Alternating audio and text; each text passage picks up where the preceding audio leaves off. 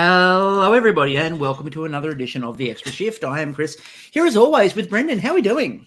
Pretty good. Yeah, that was quite a as we'll talk about very soon, a nice, interesting discussion point. It was always going to be something interesting for us to talk about directly after the game today, and I think that we're in for a doozy. This is episode 206. We are recording a little bit early than the end of the first round because.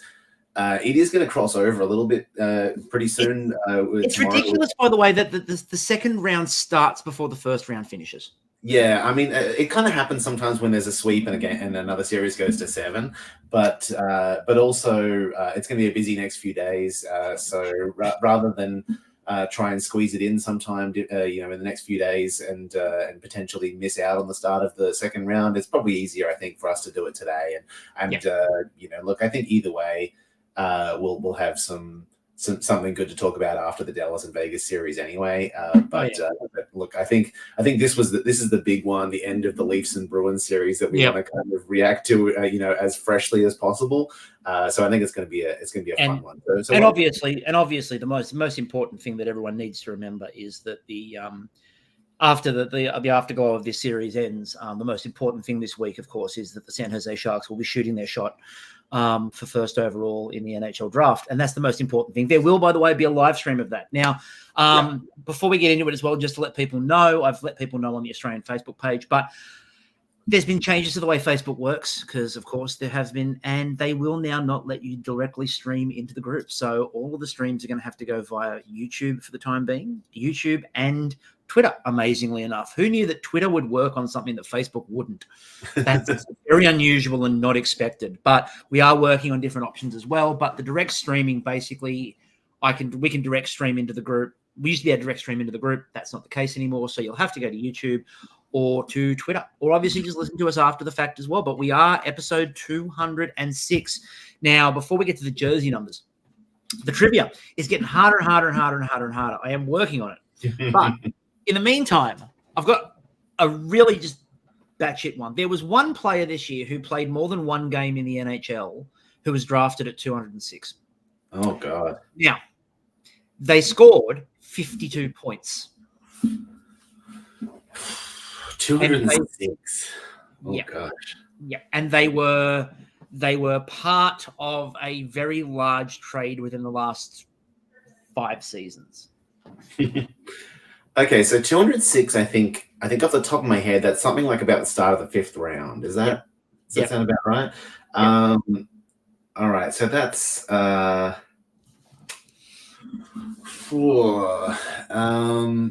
52 points, time 5th round. Look, it's gonna be someone who maybe isn't a huge star necessarily. It's going to be someone maybe like a third wheel on a top line or something like that. Do you want a position? Yeah, sure. Defense. Oh, okay. Well, that's trickier. But 52 points on defense. That's much more impressive. Yeah. Oh gosh. And part of a very big trade. Part of a very big trade, like recently. Part of a very big trade. Probably one of the biggest what the hell trades we've covered in the last few years. Oh. And there's really one that stands out to me as they swapped those 2 players with a couple of other bits. It's going to kill me when I hear it, but I'm drawing Last blank. clue I'm going to give you: the general manager that was around when this trade happened was eliminated from the playoffs today. Yeah, was this like the was this for the 1-for-1? Well, it was Florida and the Flames. Yeah. Who was the defensive piece that went? Oh God, what's his name? Uyghur? Yep, Mackenzie Uyghur. That's it. Yeah. Literally the only player drafted at 206 that is still in the league that played more. That's impressive.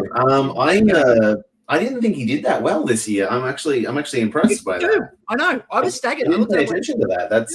That's a big bounce back because he didn't have such an impressive first year after that trade. Antoine Hudobin played one game this year for the one game. He was drafted 206. Of the rest of them that have been drafted, Ryan Bednard is a player but has not played a game, and Antoine Keller, same thing. The rest of them, no one else has played. So, I mean, it's not too surprising. Like, once you get past the first 3 rounds, there's not a heap of players that have a longevity in the NHL. No, in 2000, Tim Erickson was drafted at 206. That was a Leafs pick, wasn't it? No, Kings pick. Oh, okay. Maybe he ended up on the I remember him. Maybe I'm missing him up with someone else, but So anyway, so that's the trivia. Jersey numbers again. I mean, look, I don't know if we count me as getting that one because I did get a bit of help, but I basically told you it was. These have been hard. They are very. Look, I will guarantee you the next one will not be as difficult. I need an easy one, Chris, please. I will give you an easy one for the next one. I promise you. 207 I'll make easy. Interestingly enough, there's some with the number 200 with the number. Obviously we're not doing 206. We're doing the number 6. There's family connections all over the place, actually. So there's lots of them. You've got the Chichrins, who both had that number. There seems to be a number of players. I believe I've been looking into this. Bruce Bell and Brendan Bell, I believe, family. There seems to be a number of these. Obviously, probably the largest one. Well, the one still going at the moment is Brock Besser. Yeah. Of the massive note, but it just seems to be a number that people pass on. Yeah, I mean, we're still in those defenseman numbers. There's a couple of Toe Blake, Phil Housley kind of Hall of Famers. My personal favorite Stanley Cup champion Daly.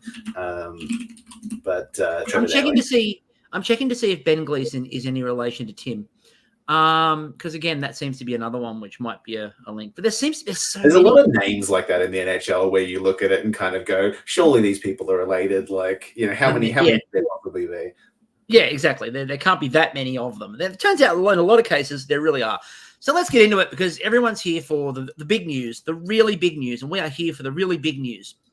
But before we get to the really, really big news, we do need to talk about the fact that Bob Cole passed away at the age of 90.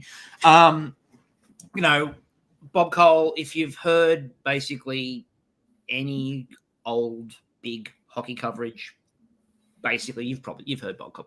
Yeah, I mean, look, a very long career, 50 years in broadcasting. Retired in the last few years. Famous for some very big. If you see any kind of highlight reel, NHL kind of plays. Oh baby, everything is happening. All these kind of big kind of Hall of Fame calls in NHL history.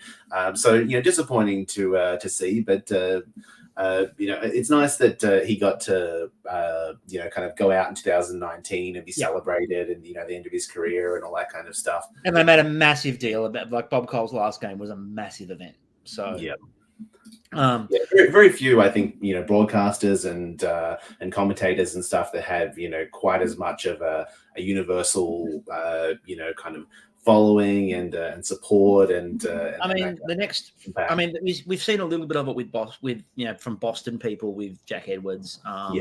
When we get to the point where Ron McLean eventually does decide to retire, you're going to see that with Ron McLean. I know he technically retired previously, but the next one will be the actual retirement for Ron McLean. But Bob Cole, absolute icon of commentators, and again, any classic calls that you hear sort of in that, and again, especially through things like that Gretzky era, that Gretzky Lemieux era, there's a lot of Bob Cole on those calls. A lot of Bob Cole. Right, we know why you're here. We know why you're watching, so let's get into it. Dave Haxtell's been fired as the coach. This one was really interesting because Kevin Weeks started immediately stirring up the idea that Rod Brind'Amour was the guy they were going to bring in, to which everybody was like, he's not leaving Carolina for the Kraken. There's no way. And Brind'Amour came out and went, it's flattering, but I think everyone knows that I'm quite content where I am. Quite happy where I am. Yeah. I think it's going to be interesting because I think what this does is adds a bunch of zeros to the next check for Rod Brindamore from an ownership, by the way, that is notoriously frugal and doesn't like paying. And that's sort of been the really interesting thing, is that I think the ownership in Carolina doesn't usually like paying a lot of money to, especially to people at the top end. And I think they're going to have to pay Rod Brindamore some big bucks to stay. It could be really interesting depending on what happens in their series against the Rangers, because if they go out to the Rangers and don't make it to the conference final, that could also be intriguing. And then he might become an option for Seattle. But I'm not surprised that Dave Haxtell was fired, but I also think that he's a victim of unexpected success. Because they should probably have not have been as good as they were last year, and this year they regressed. Yeah, I mean, look, probably the success that they had, I wouldn't say necessarily came out of nowhere. Like, Seattle have always been a decent team from the point when they started in the league, but that's kind of been it. Like, they haven't ever been like a particularly impressive team, and that's kind of part of the reality of the way that they, went into the expansion draft. They, they had this kind of, depth approach where they weren't going to, shoot for these big stars and stuff. They notably left, a handful of, more marquee names, out of their draft and everything.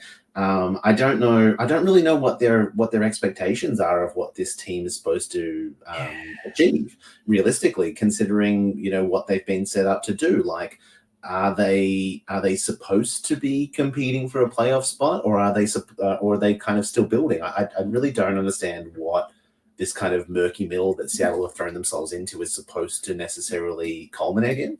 They've put themselves in a middle ground. Like, what they've done, they've put themselves in a middle ground. And I don't understand. I mean, most teams that find themselves in a middle ground, that's an overtime process. Seattle sort of lobbed themselves in there. Now, I think the interesting thing you're going to see, and we'll talk about it a lot more in a minute as well, at the end of before we get to the wrap-ups, is I think there are going to be a couple of teams with very big checkbooks that are going to be throwing money at people. And I think Seattle are going to be in that bracket in this offseason. I think Seattle, first of all, I do think they're going to make an approach towards Brindamore. If the Hurricanes don't beat the Rangers, I think that becomes a big story. But I just feel like, Seattle's in this really weird mid spot, which you knew. If you look at the roster they picked up a lot of solid guys that had been around, but also some solid guys that have been around that you're going to need to replace within 2 to 3 years. And when I kind of thought when they started to build that the idea was like they were going to flip some of these assets and they were going to try and kind of, not necessarily compete right away, but be respectable, try and build a fan base, and then just flip a lot of these pieces and kind of rebuild on the fly. And I don't know if we've necessarily seen them, they've added a couple of guys over time, and there's a handful of like quality guys there, but it's a real like top to bottom, just roll your lines, we're all decent kind of lineup, which is not really doing much for them. I feel like either way, one way, they don't have a heap of cap space going into this off season where they can add like some big star. Like maybe that will make a splash if they can. But the other big thing for me though with Seattle is that I think a lot of people, and this is where I talk a lot about people, especially in the Canadian media, don't pay any attention to what's happening in the Pacific. They don't know. They know Edmonton's over there and Vegas are over there and they're good, and that Calgary exists in that bubble. But they don't actually pay any attention to the Pacific. And anybody who watches the Pacific closely will tell you Seattle benefited last year from a Pacific that sucked. Absolutely sucked. And the reason why they struggled more this year was the Canucks got good. That's it. That's the difference. The difference between last year and this year in the Pacific is the Canucks got good. Yeah. That's the change. The Flames, still not great. The Ducks, horrible. The Sharks, we'll get to us in a minute. Right? Absolutely terrible. The Kings and the Canucks were decent. The Canucks in the first half especially were amazing. Then regressed a little bit. But Seattle benefited last year because there were literally only a couple of good teams and somebody needed to get the last place. Yeah. And that's what happened with Seattle. This year, Canucks took another step forward, and that meant there was no room for Seattle. I feel like Seattle's kind of at a point where like they're kind of like a B grade Carolina in terms of like they probably need a few more difference makers for them to get over. Carolina without an Aho. Yeah, they don't have an Aho, they don't have like Gensel currently, like that, but that's obviously a recent addition for them or anything.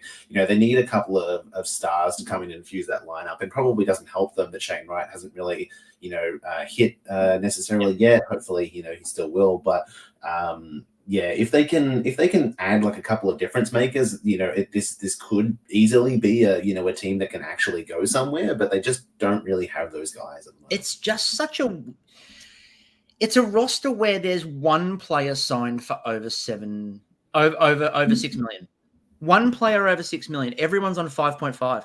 Everyone's on 5.5. Yeah, and there's just a bunch of average dudes, like a bunch of good but not great second liners, basically. Yeah, it's a very So I don't know what they expect from whoever they add as a coach. Like maybe they're gonna try and grind this out in a kind of Islanders Columbus kind of way and add someone who's gonna play one of those kind of systems and stuff. But it doesn't excite me. I think there's an obvious candidate for Seattle, but I think that candidate might be waiting out because I think that candidate might feel like they're in with a chance at another job that may open up. I think that, well, let's face it, how many people do you know who have winning records, have made big strides, and are sitting out available as a head coach waiting, known for grit and development? It's Gerard Gallant the whole way. Yeah, it feels like a very Gallant I think that Gallant, except for the fact that I think Gallant might have a bit of a sit and a bit of a wait and see what happens to Sheldon Keefe. And we will talk about that one in a minute. That feels like a likely destination. Who knows? They might just swap coaches. Well, Buffalo State. Actually, there was a comment recently about, but before we jump to it, with the Pittsburgh Penguins, like with the announcement that Todd Reardon wasn't going to be returning as assistant coach, there was kind of a vague mention from Kevin Weeks about Mike Sullivan, who still has a contract with the Penguins as the head coach, about there's seems to be unlikely that they're going to cut ties with him in terms of firing him, but there's a possibility that maybe it might be a coach trade, which was a real interesting kind of thing to me. It was like, okay, I don't know if this is necessarily just speculation, but that could be an interesting thing to think about. It's a very rare thing that happens in the NHL, but I do wonder, if there's some coaches that just kind of feel like they need there's potentially needs a change of pace, needs a different voice kind of thing, and I feel like that's kind of a bit of Mike Sullivan with the Penguins and stuff. I wonder if there's one of those kind of fits where we were talking about, like, two coaches that are not necessarily bad, but maybe not the right voice in that room anymore, that do end up with a switch this off season. Yeah, I think that there's. Yeah, I think we've got a few interesting moves coming up, and we'll talk about another one that's not on our list, but I think you'll know which one's not on our list of things that I'm going to talk about because it happened in the meantime. So the Buffalo Sabres, whoever, have found a new head coach. And they searched long and they searched hard and they had a really long think about it and went, oh, that's right, Lindy Ruff still got the password to the facility. So his parking spot's still out. Yeah, look, Lindy's got some gear at home, so like he can even cut hat. That the logo hasn't changed that much. Lindy Ruff is once again the head coach of the Buffalo Sabres in a move that just feels so boring and so Pagulas. Yeah, I don't understand this one. You've got a roster that could be so much, and you do that. Not exciting, is it? I don't understand it. It doesn't make any sense to me whatsoever. I mean, to be honest, rarely is a coaching change necessarily that exciting, but at the same time, there are so many the various degrees of like, yeah, I guess. Yeah, look, I think that one's That one feels almost like Buffalo decided they couldn't get anyone else. Yeah, they're like, whatever, that'll do. No one was answering the phone. As you mentioned, Todd Reardon's not returning as an assistant to the Penguins. Which I'm to be honest, I'm glad for, because the special teams that he's been responsible for some time have been just god awful. You mentioned the other day about, like, rarely have you seen a power play as bad as the Leafs power play. And I would absolutely put the Pittsburgh Penguins over the last few years. Basically, the entire time since Phil Kessel has been on the Penguins, their power play has sucked. Like, he was pretty much like the straw that stirred the drink for the Penguins power play during his time there. And since then, it's like they all just kind of went like, one of the other guys will do it. Crosby will do it. Malcolm will do it. And they all just fucking suck for years. And I think a big part of that, they probably really need someone to come in there and really mix things up. And it will be nice if they manage to find an assistant coach that will do that. Yeah. We'll talk. I'll go through the last bit of news before I get into the other coaching change that I want to talk about, simply because it's fast, but also it's funny to me. The Chicago Wolves, who have been part of the never-ending carousel of who do we want to be affiliates for, have settled on the other team that's part of this carousel about who do we want to have as an affiliate of the Carolina Hurricanes. So, yeah, we talked about last week, the Hurricanes being one of those teams that didn't have an AHL affiliate, and then just like a couple of weeks later, like, actually, we'll have the Wolves back. The independent Wolves come back and go, actually, yeah, why not? So the other coaching vacancy that I need to talk about, of course, is the San Jose Sharks. Yes. Mike Greer did the thing. Mike Greer did the thing, and he sacked David Quinn. Interestingly enough, he did not sack any of the coaching staff down at the Barracuda, which is crazy. If you listen to the conversation that I had the other day with the guys from Teotown, we were very much talking about the fact that they needed to basically change everybody inside the Barracuda. Instead, they've kept everybody, including Joe Will, as GM down there. There's talk they're going to bring in some experienced help to help them out behind the bench. I have no problem, obviously, with the Quinn firing, although I understood the idea of keeping him for another year if the Sharks were going to suck for another 12 months, which they will. But my problem is that if you're going to make that change, you've got to change up the Barracuda, because the development system needs to be better. The Barracuda were terrible. They've got really good young players on that team, and the Barracuda were horrible. And development pipeline is what the Sharks are now trying to make flow. And they've built up the prospects. They're doing a very good job of building prospects.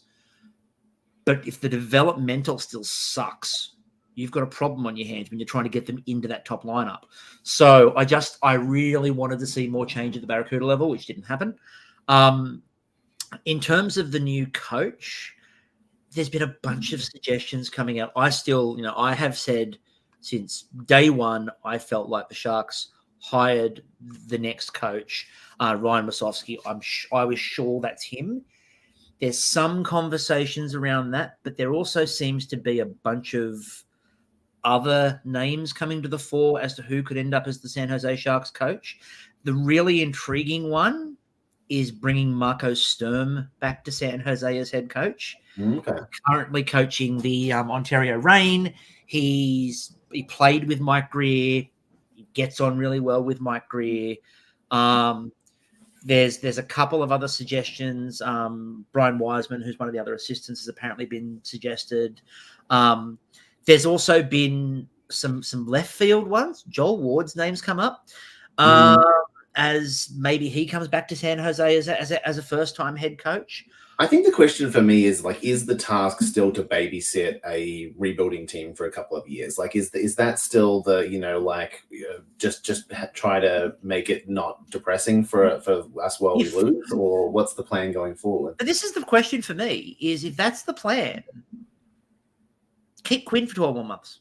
Yeah, everyone knows I have been on team fire David Quinn for as long as anybody has. Yeah. But if you are going to be babysitting, if you're not going to be much better. Yeah, what's the point? Like, what's the difference? Why are we going to bring in a Sturm, or why are we going to do that to somebody else? only in a couple years' time to hire another head coach again. Yeah. Which we're starting to now get a reputation, having been fairly stable. We're now starting to get a reputation of a team that fires coaches every 2 or 3 years. Yeah. And you can't be that team. Whoever is hired by Mike Greer needs to stick. And I think will stick regardless of what the results look like. So do you get someone with a bit more experience to sort of settle them down? I mean, look, one of my big concerns about Quinn the whole way along has been that David Quinn is a head coach who was regarded as a great college coach who's got a really bad reputation for working with young players. Horrible reputation for working with young players. I like Wasowski because, again, his work in the AHL with Chicago in particular has been outstanding. And he turned them into an absolute powerhouse. I don't know. I kind of feel a bit concerned by what the direction is. And that, again, is before we get to this week, which is such a big week for San Jose. It's such a massive week for the Sharks. And, you know, I'm concerned. I'm wondering if the coaching decision hedges on if it's Celebrini or not. Part of me is wondering if it's Macklin Celebrini, do they suddenly go for someone with a bit more experience? That is probably a big question, really. Yeah. Like, you know, because if they end up with a pick that like we saw with the Blackhawks, that kind of escalates their, you know, really jumpstarts their rebuild in a very significant way of suddenly, like, you know, rather than it being like, oh, we're going to slowly build over the next few years, it's like, okay, well, maybe we've shaved a year or two off this rebuild or whatever, and we can start to surround, you know, this core piece with some quality now and probably compete, you know, a year or two earlier. Then that probably changes the arithmetic a little bit on the coach. Before we go into the playoffs, my last question to you on coaching front is, are you ready for Pittsburgh Penguins head coach Sheldon Keefe? Yeah, I mean, I wouldn't be shocked. Look, it could very well happen. I have really mixed feelings on Mike Sullivan, to be honest. I think for about 2 years now, I've been kind of out on him, and not necessarily anything to do with his coaching. I think that he's an incredible coach and would be good on any competitive team, but I think also that he has maybe run his course in Pittsburgh, and to some degree, like, I feel like if you could just get another decent coach and just switch them around or whatever, I wouldn't be necessarily against that at this point of the Penguins kind of arc of just. I just kind of feel like we've seen, you know, the end of Sullivan's kind of, you know, reign in Pittsburgh. And as much as they probably won't just fire him because there isn't a better option out there, I don't know. I wouldn't be super upset if they made that swap, like if that actually happened, just because I feel like, you know, they kind of just need a different voice. They kind of just need some kind of spark at this point. I also think that Keefe will be so much better in his second job.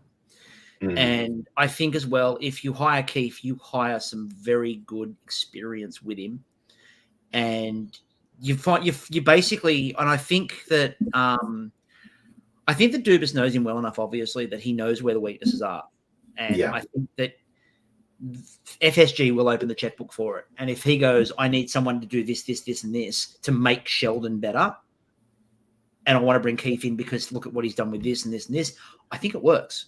I think it could honestly be a good swap for both teams in a lot of ways. Yeah, I think someone like, look, I wouldn't be against someone like a Sullivan at Toronto. I think that's not a bad move. I think they're more likely to go Gerard Gallant, and I think that's going to have their own problems because I don't know how Gerard Gallant copes with having skill players on the ice. But that's a whole other conversation, and I can already hear people going, "Stop bagging out Gerard Gallant." No, make me. Anyway, let's move on to the playoffs and let's start. Yes. No, I'm not going to rob you all of this. We are going to start with Toronto versus Boston. We have to. Obviously, the Bruins take this 4-3 after winning in overtime of Game 7 2-1. in a series which was over after game 4 and then suddenly wasn't over. This is a weird one. Toronto played this series at no point at full strength. At no point. It's an interesting one. Like, I don't want to make excuses for them, but like coming into this series, obviously they had Nylander, I think, missed the first 2 or 3 games, and he's confirmed. I've got quotes up while we're going, and Myrtle tweeted out that Nylander said that he had a condition which made it very difficult to see. Oof. So the migraines that he was having, which, although it's not migraines, no, it was migraines that basically made his vision go. Oh, yeah. So he's like, you can't play when you can't see. No, that's tough. And then, directly after that, after getting him back, Matthews is out for those last couple of games, really, for 5 and 6, where they managed to, squeak out a couple of 2-1 wins and force it to game 7. And then all that time, basically, running 3 different goalies through the course of the series. Obviously, to win in the playoffs, you need a lot of luck, and a lot of that luck is injury luck. And I think that they definitely didn't have that. I don't know necessarily whether this would have ended in a different result. Like, I picked basically exactly this outcome without knowing that any of those injury kind of things, would happen. But I also honestly expected David Pastrnak to have a bigger impact in this series, and he really kind of didn't until that kind of game 7 overtime winner. As beautiful as a play as that was, Lindholm banking the puck off the boards, as much as people want to look at that and say that's a fluky play or a lucky bounce or whatever, like that was an intentional bounce. No, he meant that, and they'd done that a few times where they'd played off the end boards. Yeah, and I think the large reason behind that's a set play. Yeah, look, the reason why I think Boston did this is because the Toronto defense is not mobile. It's not a mobile defense. They can't turn fast, and as we saw with the play for the series winner, Morgan Riley looks like he's skating on sand. Like, puck goes over. He said, yes, it takes a bounce off the boards and comes back. But Samsonov has probably been told to not move out of his net, because in the first part of this series, he was all over the place out of net, and as a result, left gaping holes. So Samsonov has probably got in his mind, don't go out and give them space. So Samsonov doesn't come forward to try to play the puck. At the same time, Morgan Riley turns with all the turning circle of the QE2 and starts very, very slowly. Like, he doesn't even, at no point does Riley seem to vaguely think that David Pastrnak is there. Like, I think there's a lot that Samsonov can do on that goal realistically. By the time he could have played that puck, it's directly in front of him on Pastrnak's stick. Yeah, and Riley turns, and like, there's no push off. What I noticed with it, it's not like, oh, well, what was Riley supposed to do? He doesn't vaguely skate towards the puck with any sense of urgency. He turns and glides a little bit. And then you see him suddenly realize, as the stick comes into shot, you see Riley suddenly go, oh, by that point, Pasternak's passed. It's over. It's gone. Yeah, he's out of there. He's I think this wasn't an accident, right? The Boston Bruins had been playing pucks in behind. And they talked about it at the end of the first intermission. They talked to, I can't remember who it was from the Bruins. And his comment was, we're pushing the puck in behind them and making them turn around a lot, and we're getting into that corner. He said it openly. We're pushing in behind them and making them turn. And I think that McCabe was probably the best defenseman for the Leafs across the series. But outside of that, I thought like Lyubushkin was fine. Morgan Riley wasn't great again. I think you've got some big problems on that blue line. And if you've got, look, I like Morgan Riley. Morgan Riley is your first defenseman, is probably a problem. He doesn't have a great turning circle. He's not fast on that turn. His awareness just seemed off. It was really interesting. The Leafs played well in game 6. Riley had a shocker in game 6. Really wasn't good. Marner, there's going to be a whole conversation around Mitch Marner. We'll get to that in a minute. I saw people pointing out that Pastrnak slips behind Marner on that last play. I don't know what Marner realistically was supposed to do. He can't legally tie Pastrnak up on that play. Can't tie him, but he should probably at least follow him. But he probably should. He probably should have been back checking on that. Yes, absolutely. But yeah, look, I think obviously not a super impressive series for Mana. Doesn't help, that coming into this off season. Where he was probably already the most obvious trade ship.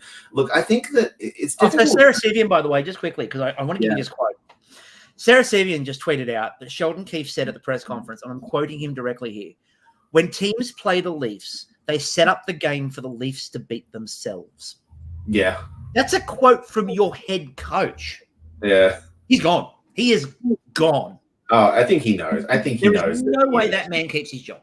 Yeah, you don't say that. You don't see that and be coming back. Absolutely. Like, I mean, look, I don't think any of that is a shock. I think we all knew that this was a do or die series for the Leafs, as it has been really for the last few years. The last one essentially effectively ended up resulting in Dubas, being fired, and this one will probably end up in Keefe being fired, and we'll probably end up with more changes because they already made a handful of changes. Not that any of them helped them in any way this year to win a series or to change their luck in any way. So what I thought was a really interesting concept was, because the other suggestion is that this is also probably the end of Brendan Shanahan.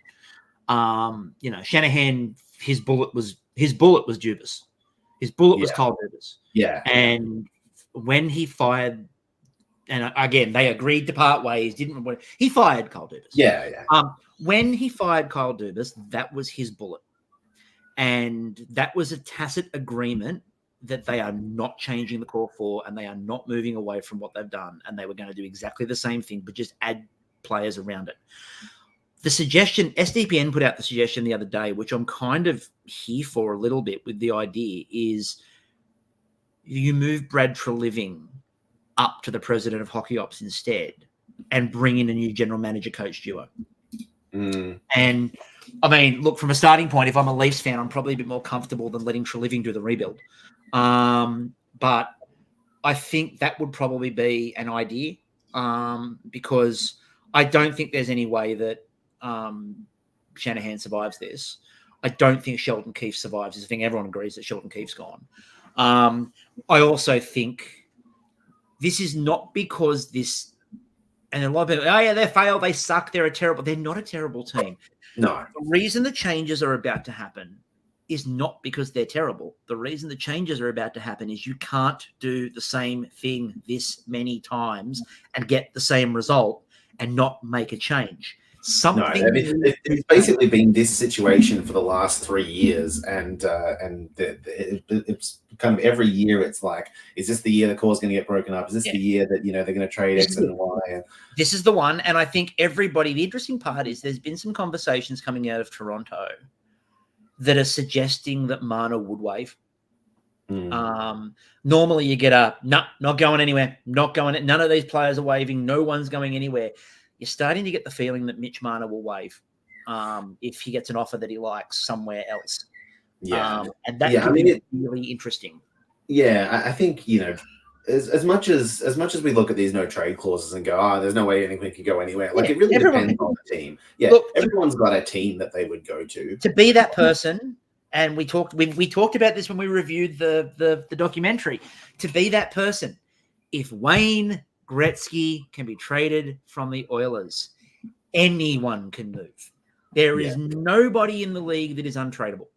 Yeah, I mean, this is not to say that this will necessarily make the Toronto Maple Leafs a better team on ice. No, they will probably actually take a step backwards. Yeah, it's interesting because I think that like this, especially this Toronto-Boston thing, this really reminds me of like Washington-Pittsburgh in a lot of ways, where Washington a lot of the time were like the better team. They finished higher in the standings. They were the stronger team by and large. A lot of the times they outplayed the Penguins in the series, and for the most part, for like 5 years, they just got like they just lost the series over and over again until finally the 1 year that they won the cup. But like it took them like 5 or 6 attempts to do it. And look, that might be the reality for Toronto, but you don't always kind of get that chance. And the narrative around Alex Ovechkin up until that point was like, this guy hasn't got what it takes. He's he can't win the big games. He's not a leader. He's not, there was real kind of question marks around his legacy as like a because he didn't have this like team award of getting past the these stumbling blocks in the second round of the playoffs and getting into the final and winning it all. And all of a sudden, it all just went away when they won this one time. And I feel like that there's a chance that could have happened for Toronto and for everything if they got through, they made a big run, they got to the cup final or something like that. Like, all of a sudden, all of that goes away. But until it happens, you're kind of jailed by it. You kind of handcuffed by this. The series was determined for me. The series was determined by a couple of things. First of all, that Leafs power play is atrocious, absolutely horrific. Like you talked about, you put the Penguins up against, but with this offensive, I think they've got similar problems. They've got too many cooks, and they also spend all of their time. They come in, they overpass. They want a perfect shot, not a shot. Like, what did the Bruins do to win the game? They put the puck into an area where you could just have the puck loose and hit it. That's what they did. That passing play works for some teams. Like, at the height of like the Tampa power play, that's really what it was. In the years when they were winning, that it was an incredibly deadly power play because they found a way to get it into certain space. They found a way, somehow it got to point, somehow it got to Kucherov, and it was incredibly effective. But sometimes it just doesn't work, and you got to change it up. And if you see it coming, and if every team sees it coming from a mile away, like I can tell you how the Leafs are going to enter the zone. The big difference that I saw in this series was Boston enters the zone at speed with numbers. And the Leafs skate towards the line, lay it back. The next player skates towards the line, lays it back. That is exactly the Penguins, drop pass. And that's the issue. They come in, drop pass, come in, drop pass, come in, drop pass. Then one player enters the zone. Then everyone else enters flat-footed behind them. Then a drop pass inside the zone. And then they get the puck out to the left or the right, whichever side it's coming from. They play it across to the middle. That player gets the puck, shapes out to go one way, lays it out the other. That player lays it all the way back across the ice again, and they try to. And the other team just goes, "No, you're not shooting. That's fine. We'll just stand here." So that power play, it's exactly the same fucking power play. Yeah. The thing is, I think there were a lot of people across this. Whenever people talk about the Leafs and their cap situation, they go, "Oh, Tavares, man, Tavares." John Tavares was the hardest working. I mean, William Nylander got the points, and Nylander played brilliantly when he was available. John Tavares did all of the dirty work for the Leafs this series. All of it. I think Tavares was amazingly good across this playoff series, but he does the stuff that's not flashy.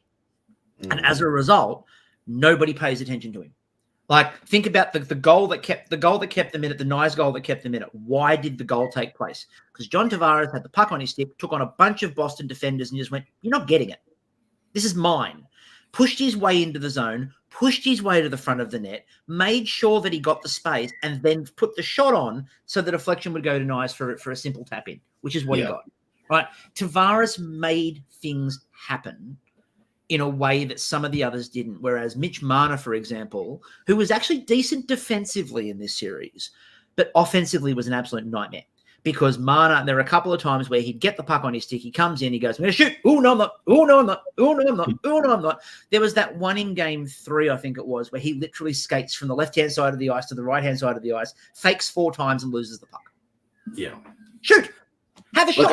I think rarely with any team can you point to like one player and kind of go, "Oh, everything would be great if we traded this one player for one." Like, as much as fans want to make it that simple, that's not usually the case. I think the Marner trade for me coming up, which I think will happen, is not about Mitch Marner is the reason this team loses. No. I think what needs to happen is the Marner trade frees up the space to allow you to get a goaltender, which you need desperately. And because Joseph Woll's fine, but he's not the second coming. And Samsonov's done. And you need a defenseman, a good one, not a grizzled veteran who's on the end of a deal and coming to the end of his career and he's going to bow out in a couple of years, but he'll give it one last push you need a good one. And that's going to cost you some cap space. So you need the Mitch Marner cap space, not to replace him with another forward, which some people will call for. You need a defenseman and you need a goalie. And you use the Marner cap space for a goalie and a defenseman. You need to do that. And that's the challenge, is everybody knows what Toronto needs too. That's the other part of this, is that all of the other general managers know. everyone knows, and everyone knows who's on the chopping block. So everyone knows that Toronto is going to be moving Mitch Marner.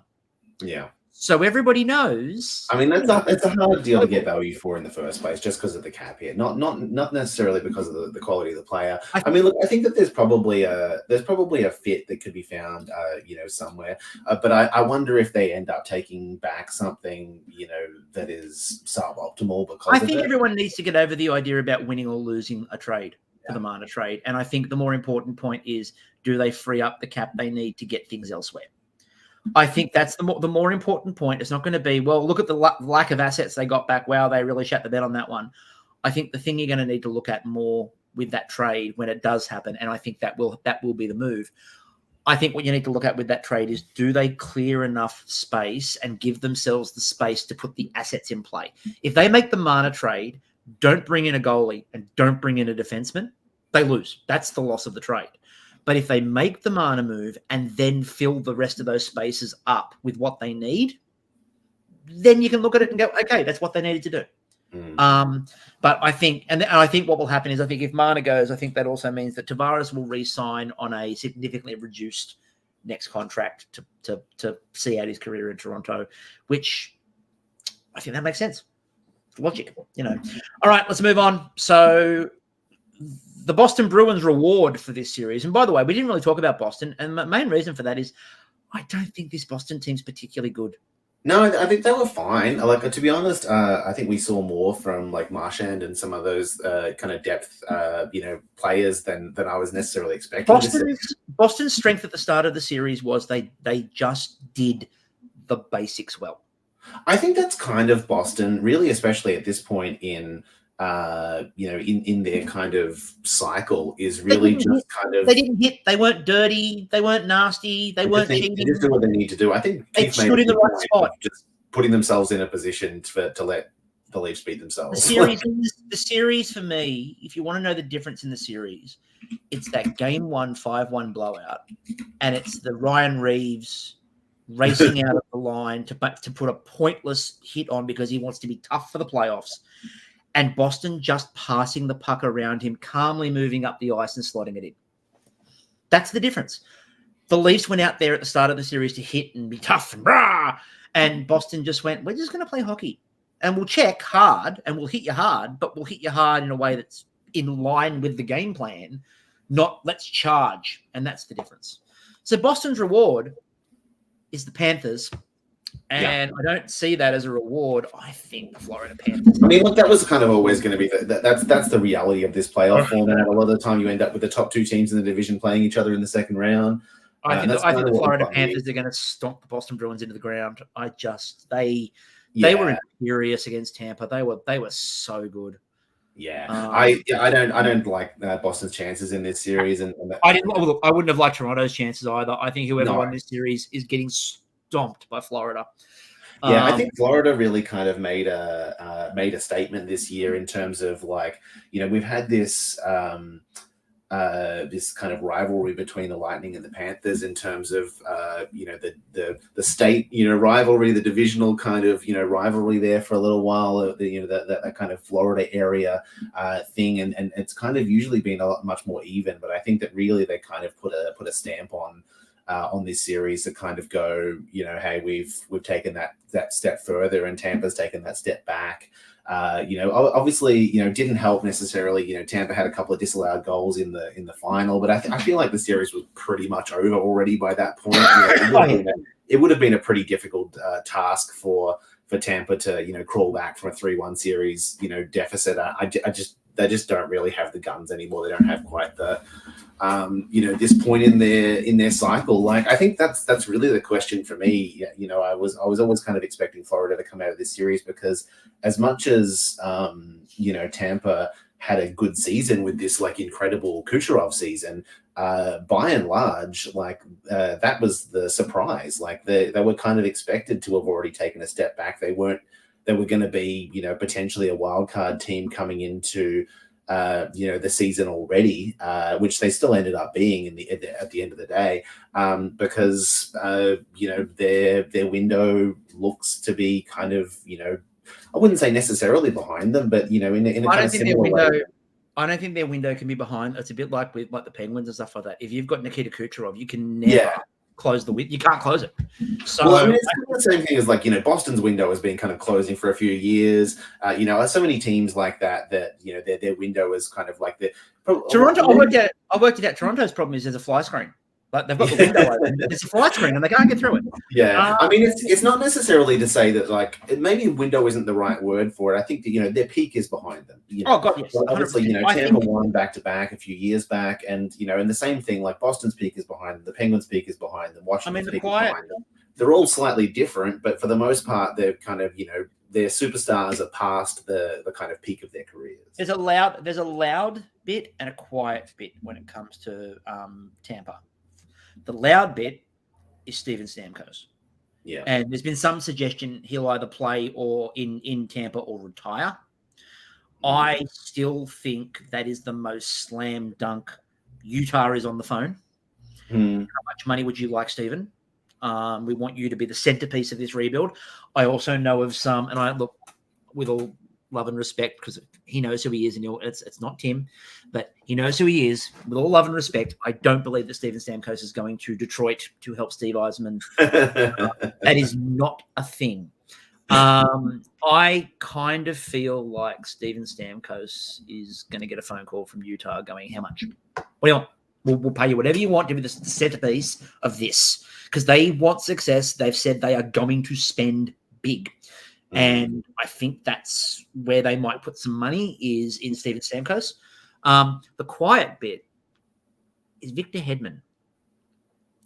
I'm really interested to see what the next 12 months for Hedman looks like. Because, he's 33, one more year left on that contract. What does the next 12 months look like for Hedman now? He's got it's a modified no trade. List of 10 teams he could be traded to. Do you, if you're Tampa, look to retool on the fly and see if you can get something brilliant for him? Take that and see what you can spin. Or do you go, this is a legend of this club. We ride with him until the end. I mean, look, I think probably a big part of it is whether or not they can retain Stamkos, and they have some money. They could potentially get it done, but it came down to the wire for the last Stamkos. It literally came down to like free agency day. And remember, the start of this season, Stamkos wasn't coming to training camp. He was having conversations about. I'm not necessarily. He was agitating for a new deal. They weren't going to give him one, and so he wasn't coming. Yeah. So I think, look, they've got the cap space they've got coming up for this season is only 12 million. They've got 12. They've still got to re-sign on some. They've got to add some defense. They have to add defense. The other thing too, though, with this team as to why they can't close the door is they've got Andrei Vasilevsky on 9.5 until the end of time. Like, if you've got Kucherov and Vasilevsky on money until the end of time, and Sergachev, you can't. Yeah, and point. Like, I feel like they kind of locked in to compete with. They're locked in to compete. The problem is going to be what do they do around the edges of this, and look, it could be there could be some very interesting phone calls. I wonder. So I talked about Mana. I wonder if there's a phone call going, hey, Victor Hedman, Mitch Marner. And then you just look to add young, cheap defense on the back end of that and just go, we're going to go Kucherov, Point, Marner. And just be interesting. That could be fascinating. I don't think they will, by the way. But that's me looking at it and going, well, Toronto would take Victor Hedman in a heartbeat because they're looking for that defenseman. Yeah. But, again, I don't think that Tampa would do that. But I'm just saying, there are a number of really interesting phone calls, I think, that are going to be happening in this offseason. And I think there's going to be at least 2 or 3 moves that nobody sees coming. I think the Utah thing adds a lot because I don't think anyone knows what Utah is going to do. And I think that they will be given the brief, be deeply, deeply aggressive. Right. We don't care what they take off the Penguins. That'd be nice. I don't think they'll be that aggressive. I know you're hoping for it. But, Yeah, so I don't. The last I thing don't see it. before we sort of move through this with Tampa, just a yes or no. Do you think Stamkos stays in Tampa? I want to lean towards yes. I don't have strong feelings about it, but if I had to put my money, I think I would lean towards yes. I think there's just he's got such a history there.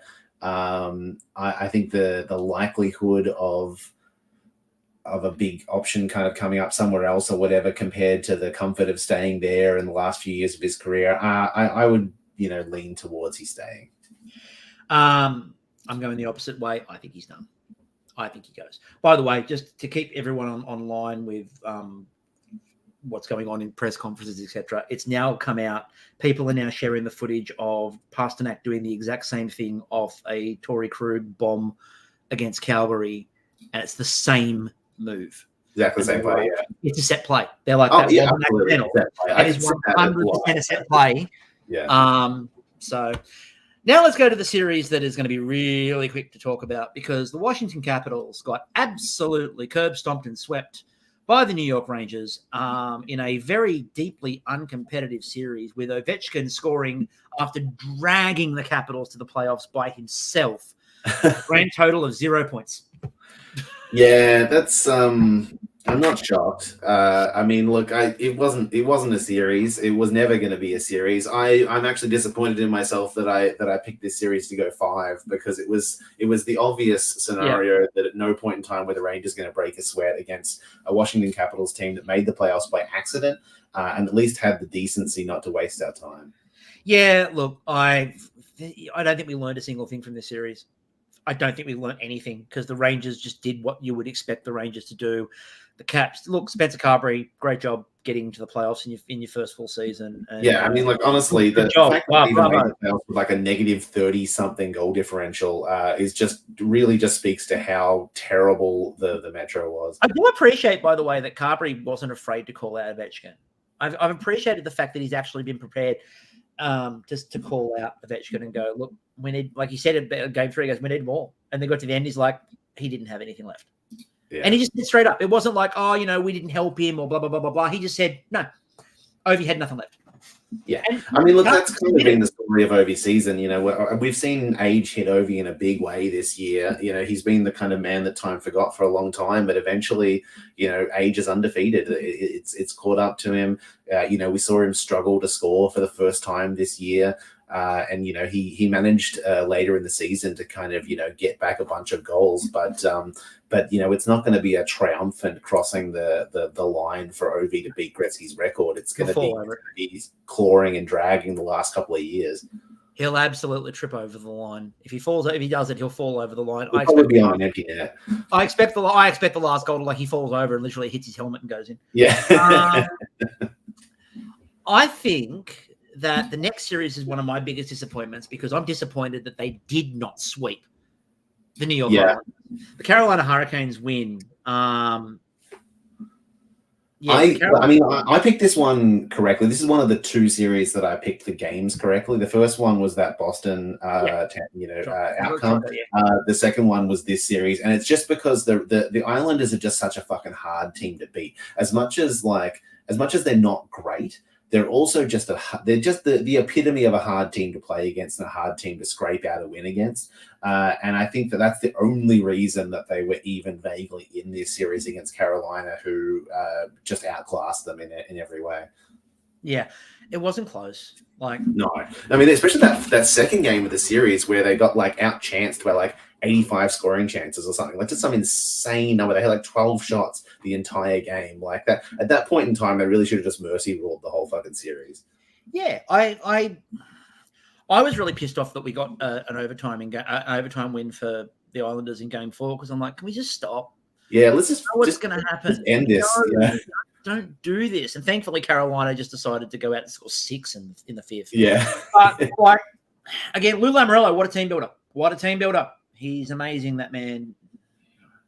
It's time to go, but he won't. Yeah. But anyway. Yeah. All right. I mean, the Islanders have been the same fucking team for 10 years, and that team is good enough to, scrounge out a handful of wins and not good enough to win anything significant. No series made me more angry than the following series, which is Edmonton, LA. And the reason it made me angry is that once again, the LA Kings proved they know the exact formula as to how to beat the Edmonton Oilers, and then they're not good enough to do it. Yeah. Because it worked. It was working. And then they take a dumb penalty, and that Oilers penalty power play is insane. Yes. So they would do all of the hard work. They It's would a cheat code. They literally 5-on-5 hockey numbers. The Kings were winning that in 5-on-5, and then they take a stupid penalty, and Leon Draisaitl would score. Yeah. And then they take another stupid penalty, and Leon Draisaitl would score. And literally, the series was 5-on-5. They kept it tight. They actually kept McDavid and Draisaitl in 5-on-5 pretty quiet. They did a very good job at that. Then they'd concede a really dumb penalty, and the power play goes to work and scores. And that's the series. And like the other problem is that LA lacks the firepower to take advantage of the close ones. Like that game 4, if you had said that the Edmonton Oilers would be held to 12 shots in a game, in a playoff game, you'd go, well, how far did they lose by? And the answer was they won 1-0. Yeah. I mean, honestly impressed. I did not think that the Oilers had it in them to scrape out a 1-0 game. Like that's such an anti-Oilers game. I kind of actually feel like there might be. I'd probably make some change in LA because it feels like they've tried to shortcut the reboot there. Yeah, and I think that they kind of they were all knuckling down for this difficult rebuild where it's like, it's unfortunate that we still have these guys. We have Doughty and Kopitar and stuff like that here that are going to have to struggle through this last few years as we rebuild, and then all of a sudden their prospect pipeline hit in a big way. They had a whole bunch of guys kind of come in and surround themselves, and then they were kind of good again. All of a sudden, they were making the playoffs. Not necessarily good in terms of a contender, but they were suddenly competitive again. And it's like, this is surprising. We get the last few years of Kopitar and Doughty actually being a competitive team, but at the same time, that's kind of ended up in them maybe shortchanging their ability to really actually properly rebuild the team. They've also got some interesting questions, like Quentin Byfeld's coming up. And I don't know what you do because I still think he's great, but he hasn't developed yet to the point where you can give him a big deal. Yeah. And I don't know what these contracts. They've got a lot of young players coming up on these contracts. I don't know what any of these contracts are going to look like because I don't think there's actually enough evidence one way or the other to give you a clue. So I think that Rob Blake's got a couple of really interesting decisions, and I think the Kings have a really interesting decision on him coming up as well. I also think, and I said this to you yesterday, I sent Brendan a message yesterday where I'm like, I think we all focused too much on the wrong last game of the season. I think everyone was focused on the last game, the play-in the East. I don't think it mattered who the hell got that place in the East. I think the Rangers were going to stomp them into the ground. Yeah. But I think the game we all missed out on, that was that LA and Vegas last games of the season where I think a couple of teams made a few decisions. Yeah. I think that Vegas actively tried to avoid the Oilers. I don't know why. Yeah, it's weird. I didn't get the logic. Like they made a business decision, and their business decision was we want to play Dallas rather than the Oilers. And I wouldn't have made that choice. That might have been Peter DeBoer, and they're like, we know that hockey, maybe. Yeah. But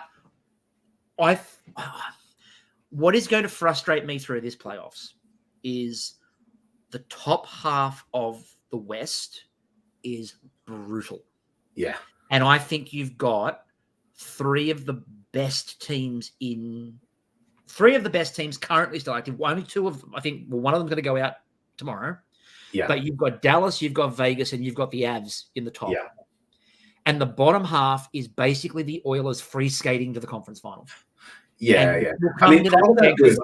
Part of that was the Vegas, paper tiger of them, kind of all that whole team coming together with Mark Stone returning and bringing in, like basically a whole bunch of relatively new pieces towards the end of that Hurdle brought in, Hurdle and rejoin, all of that kind of stuff. Like obviously there's a handful of pieces there that weren't playing together the entire season, and that's why they ended up on that side of the bracket in wildcard 2, when they realistically, if they'd been all playing together the entire season, they would have been probably much higher.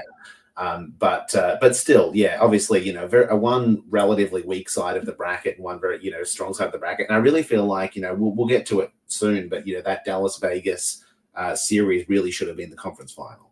Oh, yeah. The other thing in LA that I think is really important to talk about, when I talk about Rob Blake's got there's some interesting conversations around Rob Blake. That Pierre-Luc Dubois contract looks terrible. Yeah, that's probably, as we're talking about. They're legitimately talking buyout. Yeah, that's the thing. People online talking about like, does it count as like the 1/3 buyout rather than the 2/3 buyout? Because apparently the answer is they can get away with like 1 point whatever million over the length of the contract. Yeah, I think if they do it theoretically early enough, I've seen it 2 different ways though, because I think partially it's about whether or not they're 26 on a certain date rather than at the time of the buyout. So I'd have to double check that. But either way, like obviously, it's a long contract. It's what was it, 8 years at 8.5 or something? It's the Draisaitl contract basically, which is nuts. But obviously, not a great start of his tenure in LA for Pierre-Luc Dubois. After kind of backing himself to get moved and LA picking him up and probably again, like we were saying, a consequence of that trying to accelerate their rebuild and bringing in this potential top 6 piece that was going to push them over the line, and that really kind of hasn't happened, and maybe that's part of the missed opportunity for LA. Yeah, look, I think that's going to be a really interesting conversation if they decide to buy him out. Does Montreal finally pull the trigger? I don't even know if they would, to be honest with you. I don't know.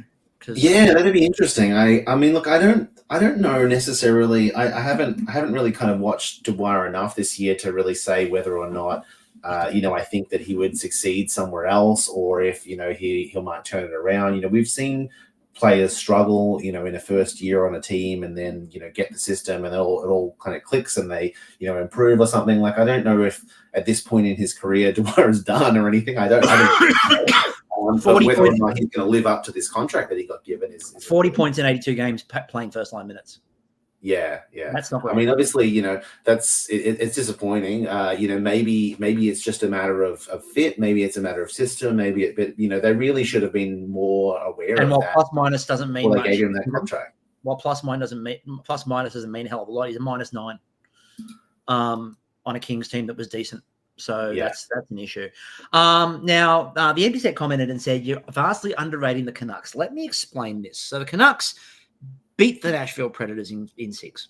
Yeah. Now, I agree to some extent that I'm probably underrating the Canucks by going, that's a bit of a walkover for the Oilers. But my rationale behind that has nothing to do with underrating Vancouver and everything to do with what the hell's happening in net in Vancouver.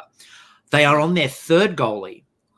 Silovs has played less than 10 games, right? They are the first team to win a playoff series with 3 goalies getting wins. 3 of them. 3 different goalies.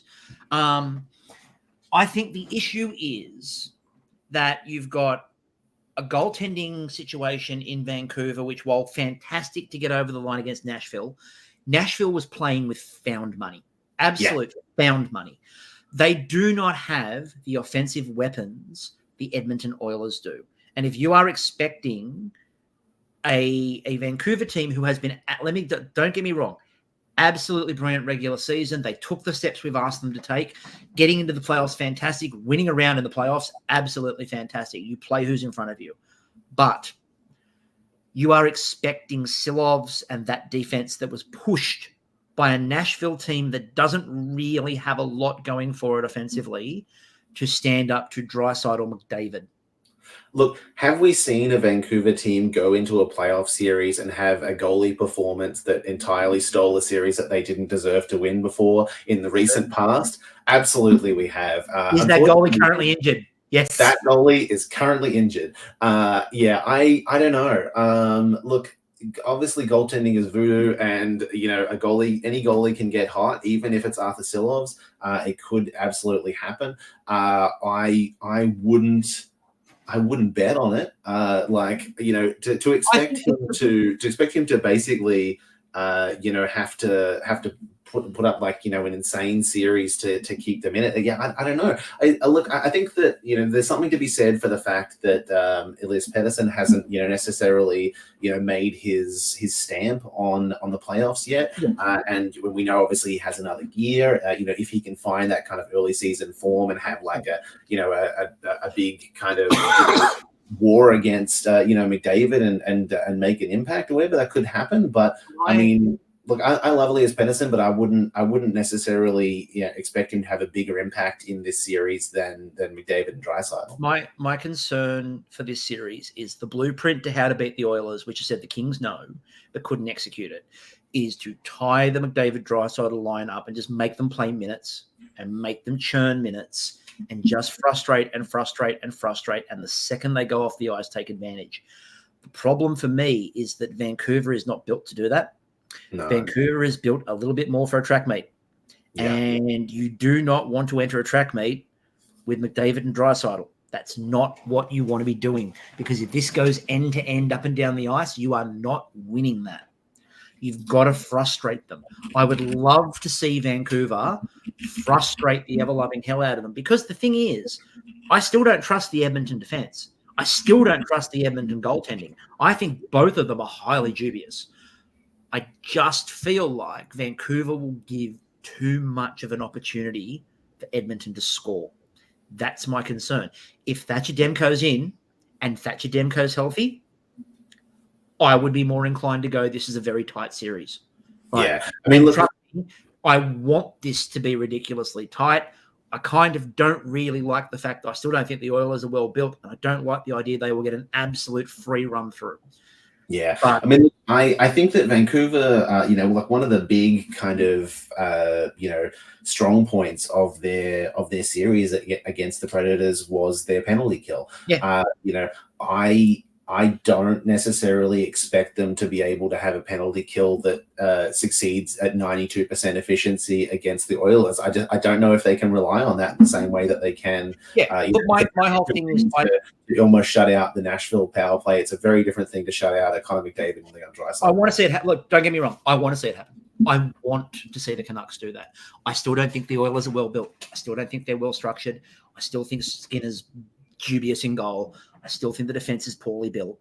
But I just keep looking at it and just keep saying to myself, I think Vancouver's going to try to enter a track meet with Edmonton, and I don't think that's going to go well for them. I don't even know if they want to. I just think that they will. Like that's kind of just going to happen. Yeah, I think what happens is that McDavid and Draisaitl might get in early, and if they get in early, it's just going to become one, and that doesn't go well for anyone.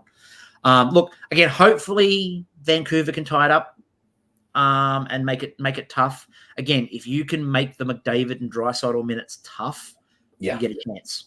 But look, if they can find a shutdown kind of combination there that limits them, then absolutely to anyone. If you can strategize to frustrate them, you won't stop them, but if you can frustrate them 5-on-5 and create opportunities. The other thing that Vancouver needs to do is, remember, the start of the season, they were on a PDO bender. But their shooting percentages were insane. They could really do with going back to that. That'd be a big help. If they can go back to the shooting percentages they had in the first third of the season, they've got every chance. So they need to get real lucky, is what we're saying. Get hot fast. All right, Colorado, Winnipeg. Now, the first game had me slightly concerned. That was a track meet. Because if there was one game that we thought was going to be 7-6, it was Winnipeg, Colorado. But after that first game, a couple of things happened. So I said, if you remember in my predictions for this one, and I had a few conversations with people who thought that I was speaking out of shit. I said, if you remember, I don't think Winnipeg consistently can score that many goals. No, and I think that Colorado have the ability, and if they can light Hellebuck up, they will roll over the top of them. And what happened? The first game, Winnipeg scored 7, and I went, oh, God, Alexander Georgiev's going to have one of those series. Oh, no, here we go. But first of all, Hellebuck conceded 6. The rest of the series was 5, 6, 5, 6. Connor Hellebuck was a turnstile. Absolute turnstile. And Winnipeg could not score. They got 2, 2, 1, 3 in the last one, but that was just mainly because Colorado tried to shut it down. They got a couple of goals, and then Colorado really a question about whether or not Colorado could score. It was really a matter of about whether or not Winnipeg could stop them from scoring. Colorado it turned out really just not to be the case. I know that the Rangers stomped the Caps, and I know that we had a couple of those series, but I tipped the Avalanche to win the Cup. And Colorado, for me, were the class of the first round by a mile because of the team they beat. They made Winnipeg just look so second rate. Yeah. And that team, Alexander Georgiev, after that first game, really good. He suddenly locked in and was really good. And all you need to get is some league average goaltending on that team. And that's it. Yeah, you don't need Kyle McCarr being one of the top 3 defensemen in the league. I like the fact we've probably got the 3 best defensemen in the league all still going, which is really nice to see. But Nathan McKinnon just doing Nathan McKinnon things, and I know that Draisaitl can eat a lot of conversations off his series, but I think Nathan McKinnon just solidified. Well, there's 2 ways to look at it. You can either look at it as Nathan McKinnon solidified why he's probably going to win the Hart this year, or you could also look at the idea of the fact that if you look at what happened in the Tampa series, that's more proof that Kucherov should be the MVP because when performed, they were absolutely terrible. Yeah. So he's definitely the MVP. But I think Nathan McKinnon in that series, just insane. Like, he's a bit good at hockey, everybody. He's a bit good at hockey. Yeah, it's a real disappointment that like 2 of Dallas, Vegas, and Colorado aren't going to make it into the Cup final, into the Western Conference final. I don't know. I really like this Colorado. I actually like this Colorado team a little bit more than that team that won them the Cup. Because I just think they're just solid. And like they just roll lines at you, and they just keep rolling lines at you. And you never feel like, again, 5-6, 5-6 against Winnipeg after putting up 6 in a losing effort in the first game. Like, they didn't score less than 5 goals in a game. Yeah, through 5 games. That's impressive. That's insane. Again, a goals against average for Hellebuck of 5.23 in the series. It's not good. Just not good. I'm also interested with Winnipeg. Do they decide that they can do better than Rick Bowness? I'm intrigued by that one too. Yeah, I'm curious how they feel about the team at this point in time. Whether this year was a little bit of a flash in the pan, like found money thing, or whether or not they think that they need to compete from now on. I think I think the number of coaches that are available is really going to make this interesting. I get the feeling that you're going to have I get the feeling you're going to have a couple of coaches out there who are going to make this market really interesting, and if teams think they've got a chance. I think if Gerard Gallant hasn't signed a contract with somebody, there might be a few teams that go, well, we might be prepared to move on from our coach to bring Gallant in. It kind of feels accurate. Also, can we just quickly talk about the fact that the 3 nominees for the Jack Adams, and you could end up with Rick Bowness winning a Jack Adams and also being fired in the same season. I mean, that's not the first time that kind of things happen. But it's a real possibility that by the time it gets around to presenting the Jack Adams, the man who wins the Jack Adams could get fired. Yeah, I mean, and I think it should be Andrew Burnett. The person who wins it is fired in the next 12 months. Can I also just point out, we've talked about this before, but nobody in their right mind should vaguely consider that the Jack Adams actually goes to the best coach. No. Look, you cannot tell me that Peter Laviolette doesn't deserve a nomination for winning the President's Trophy with the Rangers. Like, come on. Like, I know they were decent, and I know they've made playoffs, and I know all of that stuff, but you cannot tell me that, like, he replaced Gerard Gallant and they got better. Like, you can't. So rarely is coaching it job. like, you know, unless it's an absolute juggernaut team like that, you know, Boston team that, you know, like set records and stuff like that. So rarely does it go to the A good coach. Good coach of a good team who was good the entire season. So rarely, mostly it's a team that was supposed to be shit that ended up being okay. It was somewhat decent. Video. They were somewhat decent, everybody. It's like it was supposed to suck, and they made the playoffs somehow. But it goes back to, I think it was Wyshynski or Merrick, I can't remember who it was, who put forward that Mike Greer is general manager of the year. Yeah, because Mike Greer has done exactly what San Jose needed him to do. Yeah. Well, what was he supposed to do? Now he won't get a nomination for general manager of the year, and I wouldn't nominate him for general manager of the year. But if you want to come up with all of these insane valuations on why you award these awards, Mike Greer should be nominated for general manager of the year for doing exactly what the San Jose Sharks needed. Like, there's no way he should be. Let's talk about the last series that hasn't ended just yet. But, you know, for my money, has been the class of the what a game. What a series of games. Yeah. So Vegas versus Dallas.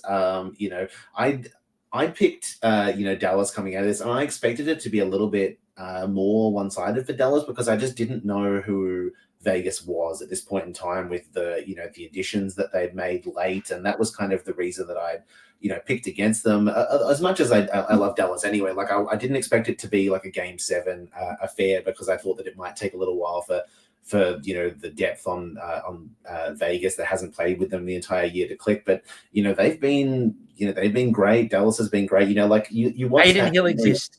Yeah, I mean, you watch that series versus some of the other series, and they just look like they're playing a different sport. It just looks like a different, level of sport to some of the other series. Like the Leafs Bruins series was a fun series to watch, but the quality of hockey in Dallas and Vegas is night and day. It's the Boston versus Toronto series is some of the worst clumsy hockey I've seen in a playoff series ever. Like some real just stinking play at times. This has been high level. Absolutely. Yeah. And by and large, like, a lot of really close games. We had a 4-3 Vegas win in the first one and then a 3-1. And then I think after that point, people were like, oh shit, is this it for Dallas? They come back, they win the next two, 3-2 in overtime and 4-2. All of a sudden we've got, a tied series, and then it goes back and forth, 3-2 win for Dallas and a 2-0 win for Vegas. And we're going to a Game 7, in this series that look, I think that, in a lot of ways, we've really been kind of blessed that this has, gone back and forward and gone so long and been so close, because, it would have been a shame if this, was just a stumble or whatever, and a bunch of 3-2 games, and we only got 4 games of it. We've gotten the most that we can out of this series, as much as it probably should have happened 2 rounds later. Yeah, if ever there was a series where I was really happy that it's gone 7, it's this one, because it's going to be great. It's going to be absolutely fantastic. I'm looking forward to this game. I think it's probably going to be that, especially if Dallas makes it through. I think in a lot of ways this is kind of the coming out party for Dallas in terms of being a contender and people paying attention to them that previously maybe weren't so aware of Dallas and some of the players that they've got. They've had some of the young guys kind of turn up in a big way, like Wyatt Johnston.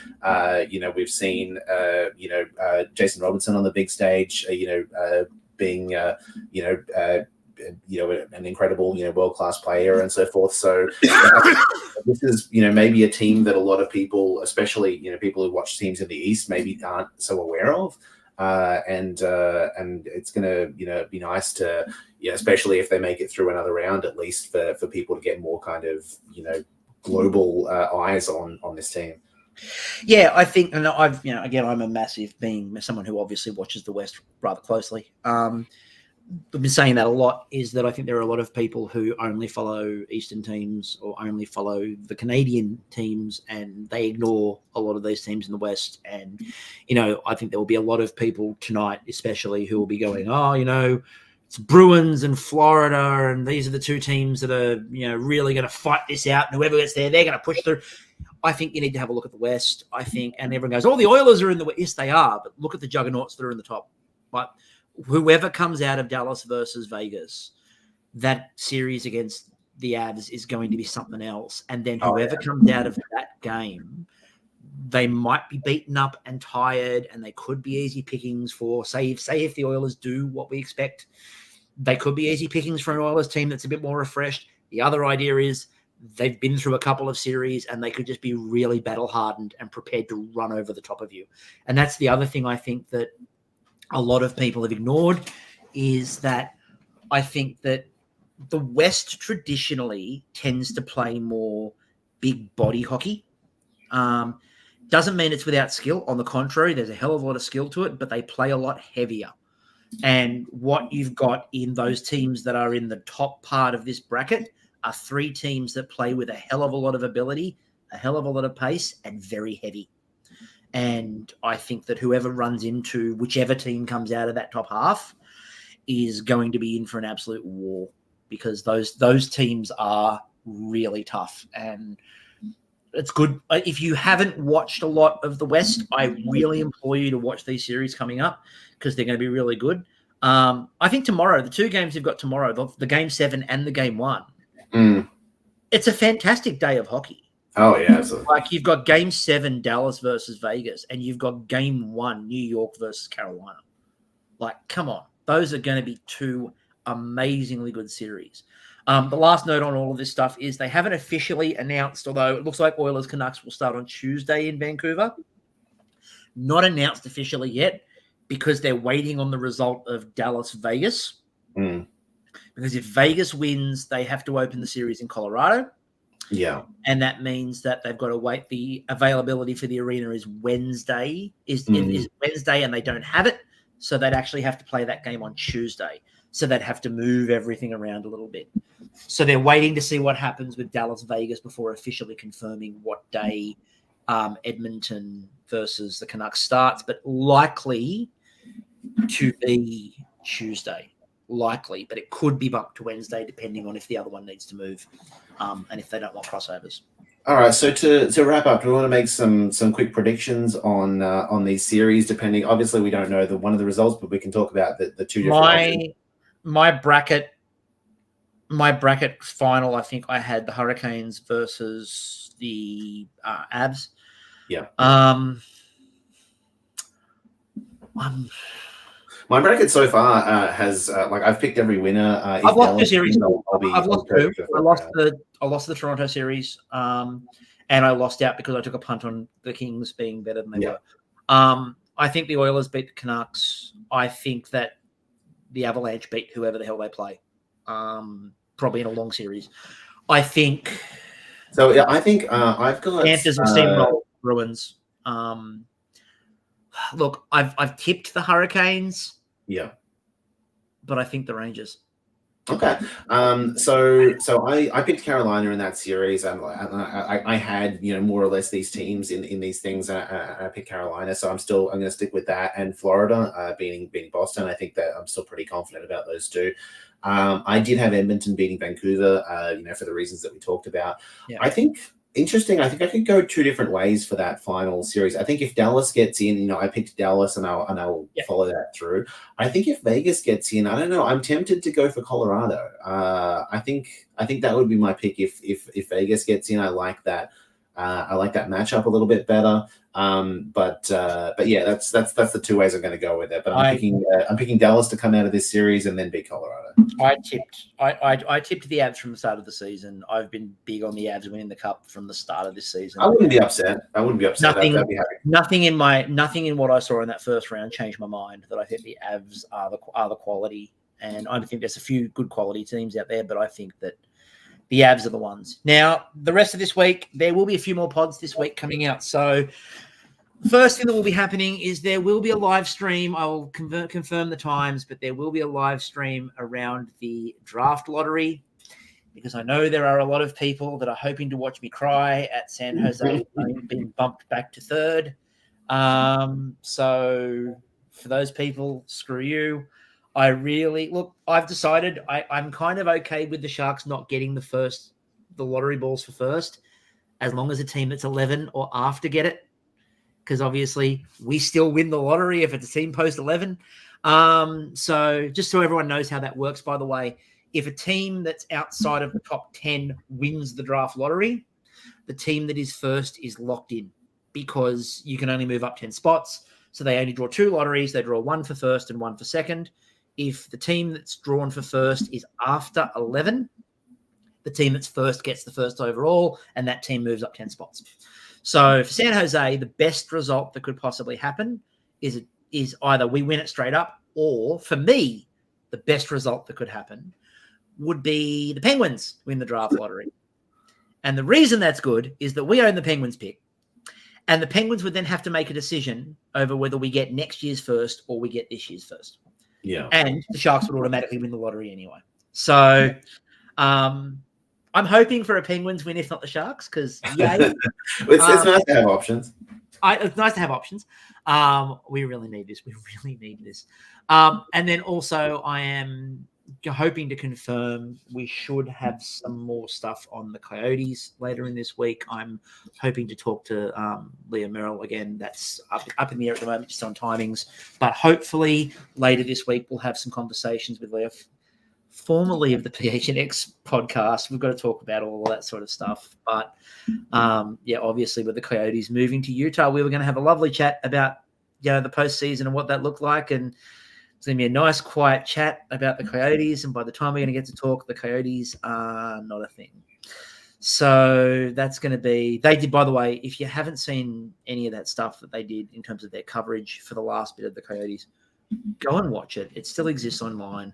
Some of the reporting they did, some of the coverage they did. And if you don't think that hockey can work in Arizona, go and watch their stuff.